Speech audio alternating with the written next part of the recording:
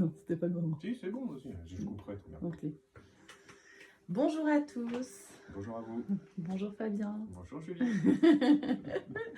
Alors on est là aujourd'hui pour notre plus grand bonheur. Aujourd'hui on va parler, enfin c'est Fabien qui va nous parler de cas, un ou plusieurs cas sur les schémas récurrents. Donc qu'est-ce que c'est que les schémas récurrents? Nous, on a pu les reconnaître dans nos séances quand dans la vie d'une personne se reproduit toujours des mêmes scènes, que ce soit dans les relations, où elle va toujours être dans sa même blessure. Et aussi, également, le schéma récurrent qui peuvent se jouer dans une lignée, dans le transgénérationnel, où la maman va avoir vécu ça, la fille va l'avoir vécu, et celle d'après, et celle d'après. Et donc voilà, je demande à Fabien de commencer sur ce sujet. Merci. Et de nous offrir sa vision et nous raconter un petit peu un cas en particulier qui peut être intéressant. Un cas en particulier. Donc, comme l'a dit Julie, voilà, les schémas récurrents sont des schémas qui se répètent. Et pour prendre un exemple sur un cas d'une femme qui vient me voir en séance, où elle se demande pourquoi elle rencontre toujours le même type d'homme. Où ça part, c'est très beau au début et après ça part très vite dans la violence. Et quoi qu'il se passe, même lorsqu'elle se sépare, elle retombe sur le même type d'homme. C'est super au début, puis après ça repart dans le côté un peu violent dans la relation. Et avec cette personne-là, on est remonté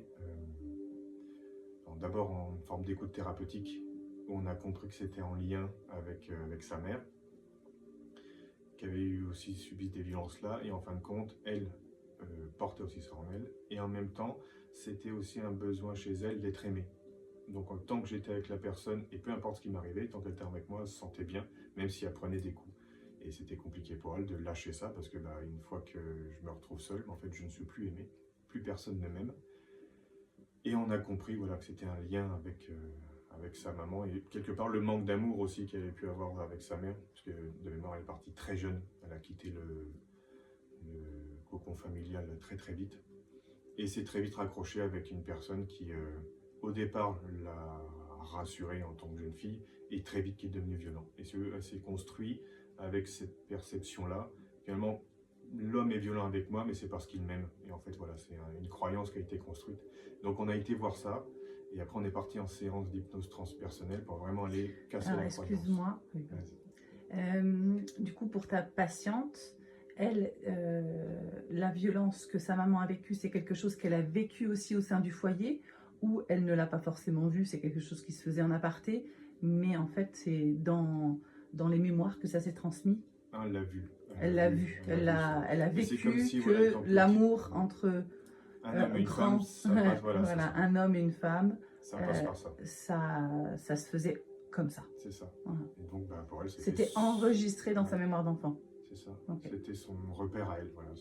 La vie, ça se passe comme ça. Si l'homme me tape dessus, c'est qu'il m'aime. Donc, il a fallu aller démonter tout ça pour qu'elle comprenne que, non, l'amour, c'est autre chose. Voilà pour ce premier cas. Et à chaque fois, en fait, c'était cyclique. Dès qu'elle a lâché un homme, a retrouvé un homme qui ramenait ça. Donc, finalement, elle restait dans cette... Ça l'a rassurée, puisque, en fait, oui, l'amour que j'ai connu étant enfant, c'est celui-ci, et j'ai celui-là, donc tout va bien. Même si c'est souffrant, en fait, c'est comme ça que ça doit fonctionner. Donc, et après, elle a compris en grandissant que, non, d'autres, ça se passe bien. Pourquoi Et donc, c'était assez intéressant comme cas. Et après, en allant voir ce qui s'est joué, en allant démonter ses croyances, et elle a compris que non, l'amour, c'est pas ça. L'amour, c'est autre chose. Et c'était assez joli. Après, aujourd'hui, je sais pas si pour elle, elle a joué autre chose. Mais en tout cas, le chemin de chacun. En tout cas, elle a pris conscience de ça et l'a bien ressenti. De ça, c'est pas l'amour. Il y a peut-être une autre manière, je peux m'inventer aussi. Exactement. Donc ça, c'était autre chose. En tout cas, voilà, le côté récurrent sur les rencontres et les événements dans le présent, donc il y a ce schéma-là. On parlait du transgénérationnel, ça c'est un deuxième cas aussi des récurrences, où là c'est dans la lignée familiale, où la fille a subi une forme de violence par l'homme. La mère elle-même l'avait subi, la grand-mère elle-même l'avait subi, et l'arrière-grand-mère également. Et aujourd'hui, cette jeune fille qui a déclenché un cancer du sein l'oblige à remonter dans la lignée pour guérir la lignée des femmes, finalement, de sa famille. Et aujourd'hui, c'est ce qu'on a été voir dans ce deuxième cas. On a compris que le sein gauche, voilà, en plus c'est le côté féminin, la poitrine, donc elle a eu beaucoup de mal à la cacher, parce qu'étant petite, elle a subi des attouchements sur la poitrine. Donc très vite, ça devient une proie pour les hommes, voilà, ma poitrine. Donc la renier, la cacher, et d'où fait de déclencher un cancer. Non, aime-moi aussi, c'est ce que ça veut dire. Et en remontant ça c'est en écoute thérapeutique que j'ai mis comme technique, on a compris que ça venait de la mère qui avait aussi subi ça, et que pour elle c'était limite normal que l'homme soit déviant avec les femmes. La grand-mère elle-même, et on a appris que l'arrière-grand-mère avait été née d'un inceste et avait été placée dans un foyer. Donc voilà, le rapport avec l'homme très compliqué. Et avec aussi l'image des femmes. Et donc on a été déconstruire tout ça. Donc aujourd'hui, ce qu'elle guérit, c'est l'arrière-grand-mère. Voilà, guéri on est remonté de là où elle vient en exactement. fait. Elle vient de ça. Elle vient de l'inceste. Voilà. Petit à petit, ça a guéri la grand-mère, ça a guéri la mère et ça guérit la fille. Donc ouais, ça c'est aussi... Et c'est pareil, voilà, les schémas récurrents, même dans le transgénérationnel, ça se joue aussi. C'est ça, donc c'est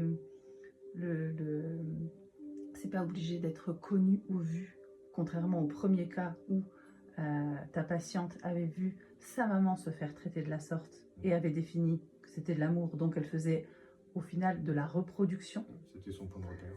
Alors que pour ton deuxième cas, où la personne est atteinte d'un cancer, ta patiente n'est pas forcément au courant que la maman avait vécu quelque chose de tel, que la grand-mère avait vécu quelque chose de tel, et que l'arrière-grand-mère. Donc c'est quelque chose qui va passer sous forme d'information dans le corps. C'est ça.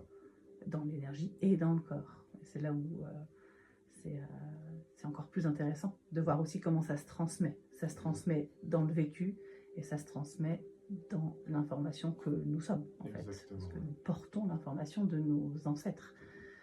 Et d'où l'importance de se débarrasser de tout ça qui, en fait, ne lui appartient absolument. Non, c'est pas vrai. C'est juste que c'est une souffrance qui n'a pas été guérie et qui se transmet tant que ça ne s'arrête pas. C'est ça. Et en fait, c'est elle qui porte qui a fait le choix de guérir la lignée. Voilà. C'est à travers elle que ça passe.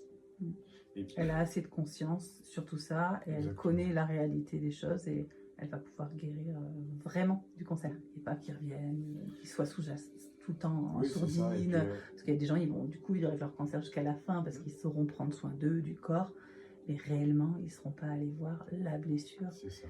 Et là, elle peut enfin guérir, puisqu'il y a la conscience qui va avec.